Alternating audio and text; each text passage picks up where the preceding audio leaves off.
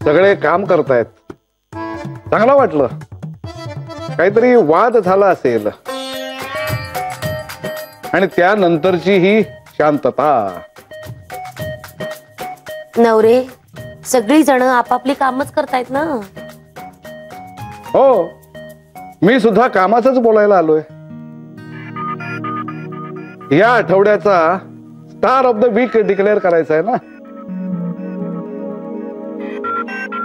कदमांनी दिलेल्या माहितीनुसार रजनी मॅडमनी जास्तीत जास्त क्लायंट आणलेले आहेत. त्यामुळे या आठवड्याचा स्टार ऑफ द वीक आहेत रजनी मॅडम.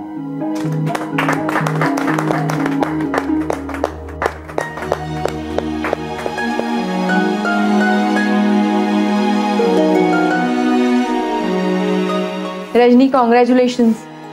अभिनंदन रजनी, शेवटी झालीस ना star of the week. Thank you.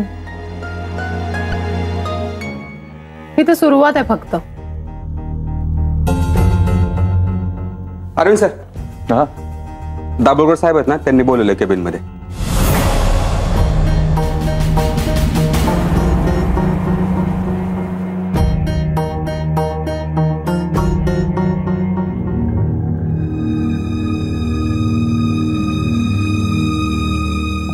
Sir आते होगा. कम इन.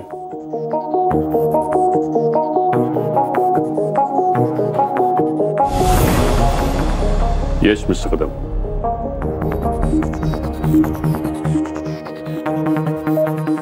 तुम्हाला काही बोलायचंय ना? नाही. अहो पण बाहेर तुमच्या डोळ्यात तर तसंच दिसत होतं. बोला ना. सॉरी सर, पण तुम्ही आदितीच्या आणि जयच्या घरच्यांबद्दल काहीतरी बोललात. जयच्या घरचे आणि आदितीच्या घरचे दोघे एकमेकांना ओळखतात, पण जयच्या घरचे कोण आणि आदितीच्या घरचे कोण हे तुम्हाला माहिती आहे. आणि तरीही हे बरोबर नाही आहे सर. सर तुम्ही एक ठिणगी पेटवताय आणि त्या ठिणगीचा वणवा झाला तर एक संसार उद्ध्वस्त होऊ शकतो. मिस्टर कदम, बरीच माहिती दिसते तुम्हाला आणि तरीही तुम्ही शांत आहात. पण मिस्टर कदम, फक्त काय घडलंय एवढंच माहिती आहे तुम्हाला. त्या घटनेच्या जखमा मला झाल्या आहेत. पण सर त्यासाठी त्या दोघांना खोटं बोलावं लागतं. आणि त्यात तुम्ही जय सोबत रजनीला पाठवल्यात. का सर? मुद्दाम ना? का असं वागताय सर? तुम्ही एक बाप आहात, शत्रूसारखे का वागतात? दोघांचं काही चुकलं असेल तर मी तुमची माफी मागतो सर. पण असं वागू नका सर. जय खूप चांगला मुलगा आहे. तुम्ही नका वागू शत्रूसारखे. मिस्टर कदम, शांत व्हा. तुम्हाला काय म्हणायचंय ते कळलं मला आता. मी बघतो काय करायचं ते. अहो पण या तुम्ही.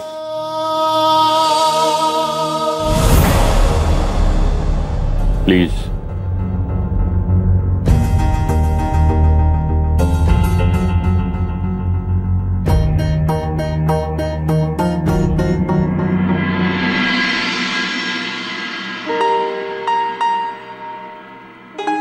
जय, माझा विश्वासच बसत नाहीये. तू आज एवढं सगळं बोललास. मी काय बोलू शकत नाही का? नाही रे, तसं नाही.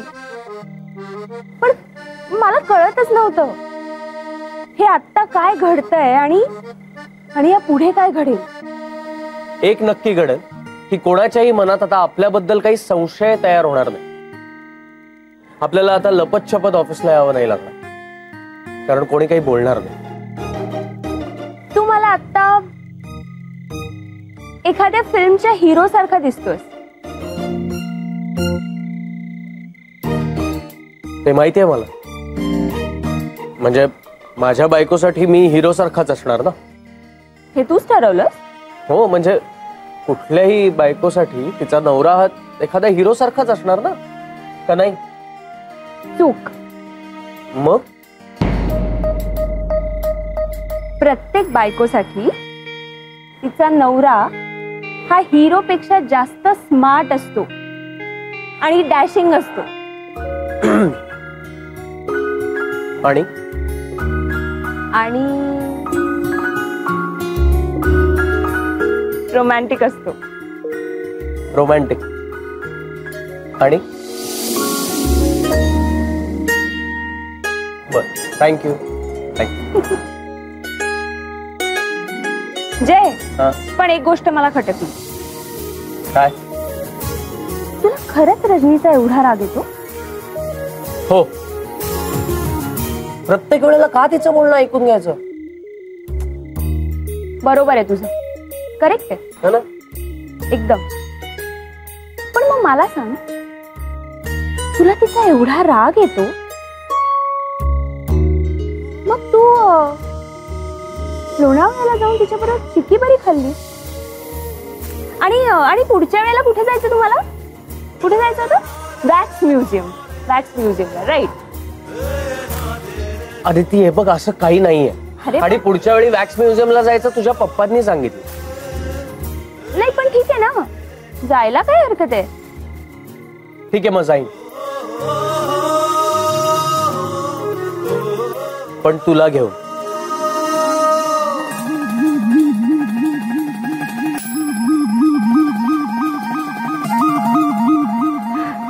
मस्करीचा भाग जाऊ दे.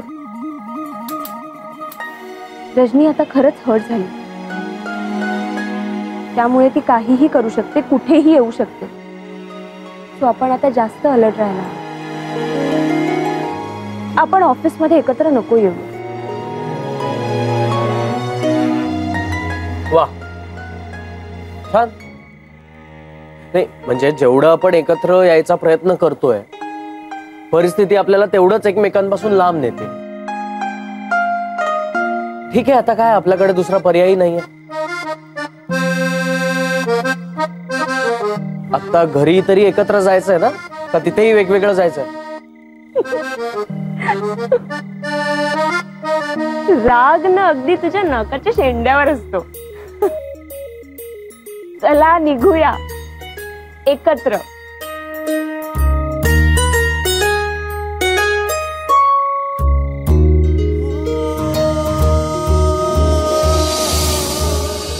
इतर चाळीत रोज सकाळी उठल्यावर एकमेकांच्या घरात जाऊन चहा पिणारे आम्ही आता हे असे कित्येक दिवसांनी भेटतोय एकमेकांना. आता इथं रोज चहा प्यायला आलात तरी हरकत नाही. तुमची रोज भेट होईल. अहो वहिनी, आता हे कशाला? ते कशाला म्हणून विचारायचं नाही, आणलं तर घ्यायचं सरळ. आम्ही पाहुण्यांना खाण्याचा आग्रह करत नाही. तुम्ही हक्कानं मागून घ्यायचं. आता काय परकी आहात का तुम्ही?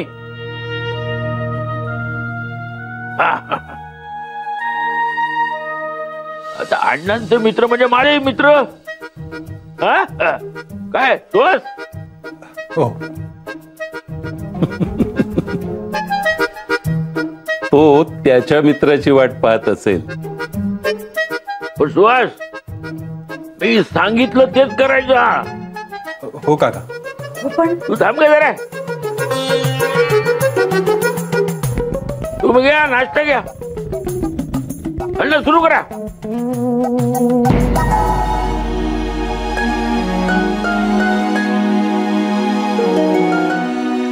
सदा काका, तुम्ही? काका, कसे आहात तुम्ही? केतकर, सध्या मी फक्त आराम करत असतो नुसता. मग काय, चाळीतल्या एका घरातून दुसऱ्या घरात, दुसऱ्यातून तिसऱ्या, असं चाललेलं असतं. हे बरं असतं. चाळीत सगळ्या घरांची दारं प्रत्येकासाठी उघडी असतात. सुहास,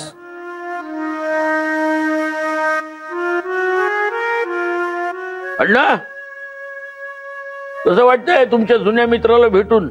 उत्तम.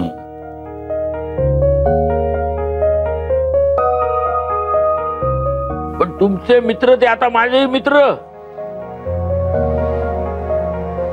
आणि तुमचे शत्रू ते माझेही.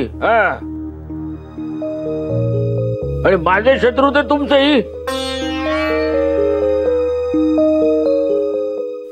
येतंय ना लक्षात? हो बरोबर. हो मग द्या टाळी.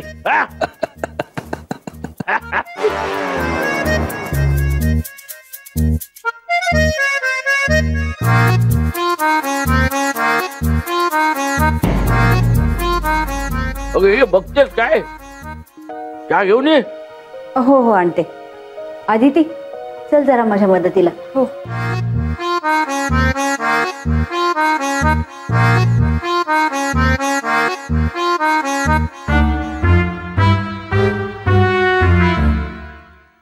काय सुहास आणखीन पोहे घेणार काय?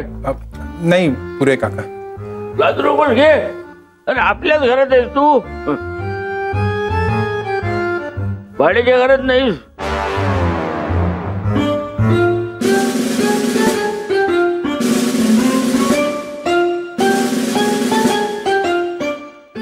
छान झालेत पोहे.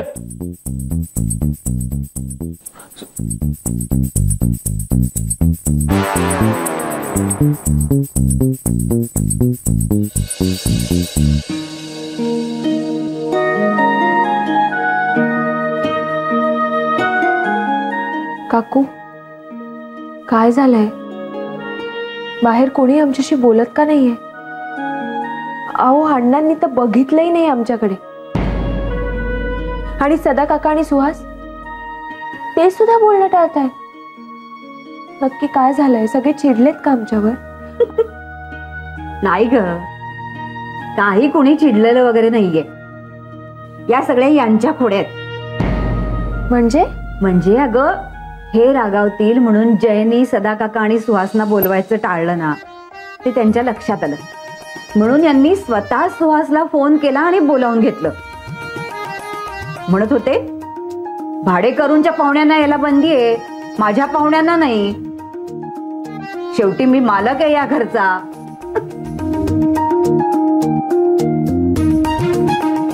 पण मग सगळे बोलत का नाही आहेत आमच्याशी? तो सुद्धा यांचाच कट. यांनी काय केलं, अण्णांजवळ तुमच्या खूप तक्रारी केल्या आधी. त्यांना स्वतःच्या बाजूला वळवून घेतलं आणि मग सदा काका आणि सुहास आल्यावर त्यांना पण बजावलं तुमच्याशी बोलायचं नाही म्हणून. म्हणे तुम्ही माझे पाहुणे आहात, भाडेकरूंचे नाही. आता यांनी असं म्हटल्यानंतर कोण काय करू शकणार आहे? अच्छा, म्हणजे हे सगळं मुद्दाम चाललंय तर. पण आदिती मला मात्र भीती वाटते. हा कसली भीती? अगं ह्यांच्या संगतीत अण्णा पण बिघडायचे. सदा बरं झालं आलास. कित्येक जुन्या गोष्टी नव्याने समोर आल्या पुन्हा. हो नाही मी येत जाईन असाच अधूनमधून. अगदी कसलाही संकोच न करता यायचं. काय तुम्ही आमचे पाहुणे आहात, भाडेकरूचे नाही. हे का सांगितलं? कारण त्यांच्या पाहुण्यांना बंदी आहे इथे यायला. अण्णा तुम्ही अजून कोणालाही बोलवू शकता. इथे आपल्या माणसाला बंदी नाही. भाडेकरूच्या माणसांना बंदी. सदा अण्णा तू थांब रे, जरा शांत बैस बघू. तिथेच तसा शांत बसून राहा. तर कुठे होतो केतकर आपण? कुठे? हे बघा असं विसरायला होतं हल्ली. हे बघ हे सगळं ना हे जयमुळे. केतकर ह्याला चांगला दम द्या बघू तुम्ही. त्याला म्हणा भाडेकरू आहेस, भाडेकरू सरकार हा.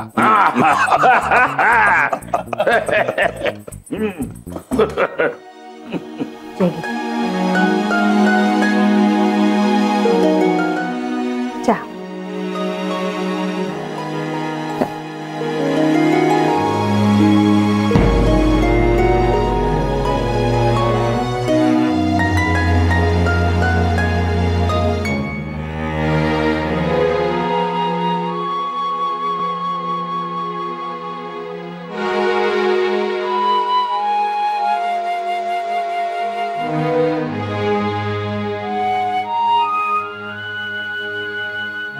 वा केतकर, तुमच्या भाडेकरूचं भाग्यच म्हणावं लागेल की तो तुमचा भाडेकरू आहे. का हो, असं का? अहो, अगदी घरच्यासारखं वागता तुम्ही त्यांच्याशी. चहा काय, पोहे काय.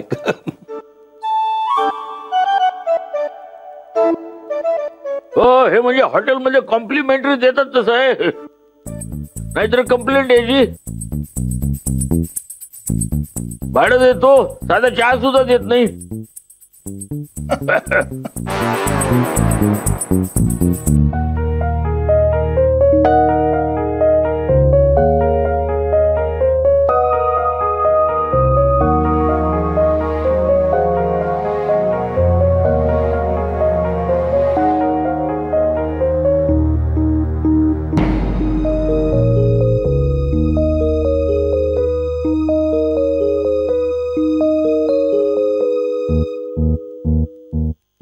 काय सुहास, कुठे? ते मी किती दिवसांनी आलायस? आठवण एवढी काढत असतो तुझी. बारीक झालायस तू. अरे खात तुझ्या व्यतिरिक्त जर कोणाला अजून बाहेर जायचं असेल तर जाऊ शकतो. काय ना? हो हो हो, बरोबर आहे. सुहास उठ. कशाला? मी सांगते म्हणून. सुहास उठ आणि जयच्या बरोबर बाहेर जा. हो, तो भाडेकरूंचा मित्र आहे आणि कुणाच्या मैत्रीत आपण पडू नये. काय अण्णा? हो, खरंय तुमचं.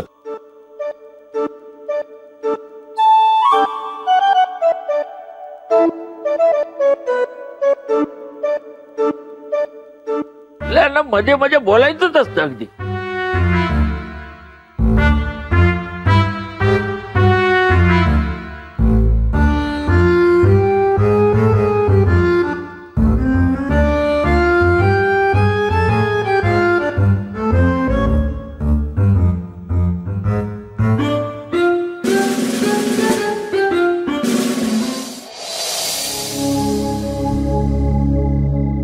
सॉरी अजय, अरे केतकर काकांनी बजावून ठेवलं होतं, तुझ्याशी बोलायचं नाही असं.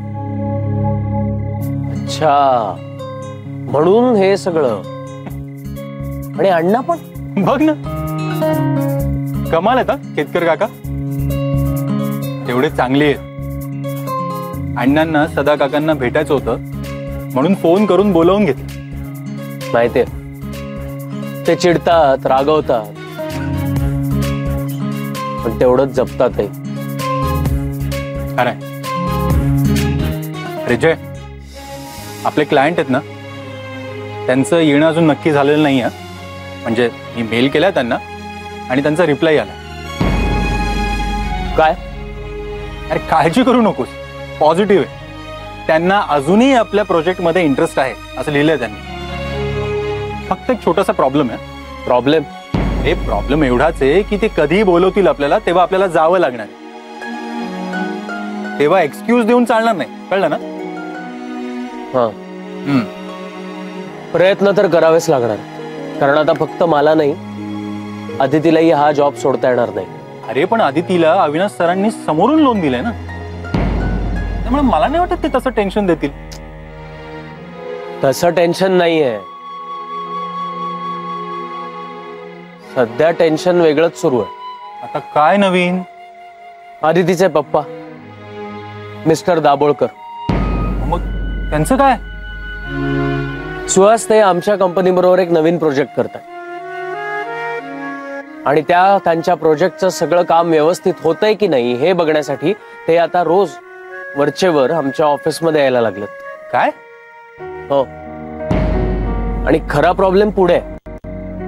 त्यांनी त्यांच्या या प्रोजेक्टसाठी एक टीम सिलेक्ट केली आहे आणि त्या टीम मध्ये मी आहे. म्हणजे आता टेक्निकली ते माझे बॉस आहेत. हो. आणि तुला तर माहिती आहे आधीच ते माझ्यावर खार खाऊन आहे. त्यामुळे माझ्या काही डेडलाईन्स आहेत ज्या त्यांना पूर्ण होऊ द्यायच्या नाही. त्यासाठी आता ते काय काय करतील देवाला माहिती. जपून राहा, जपून राहा. नाही, हे इथे संपत नाहीये, अजून पुढे आहेच. आता काय? रजनी. आता रजनीचं काय? ती रजनी हात धुवून माझ्या पाठीमागे लागली. काय? मला तर वाटतं ती सुद्धा दाभोळकरांना सामील. काही काय नाही, मला त्रास देण्याचा ना वेगळा पगार देतात बहुतेक दाभोळकर. ती कठीण आहे, पण काळजी करू नकोस. काही ना काहीतरी मार्ग नक्की निघेल यातून. बघू. डोंट वरी जय. आजपर्यंत एवढ्या अडचणीतनं आपल्याला कसा मार्ग सापडलाय, पुढेही सापडत राहील. काळजी करू नकोस.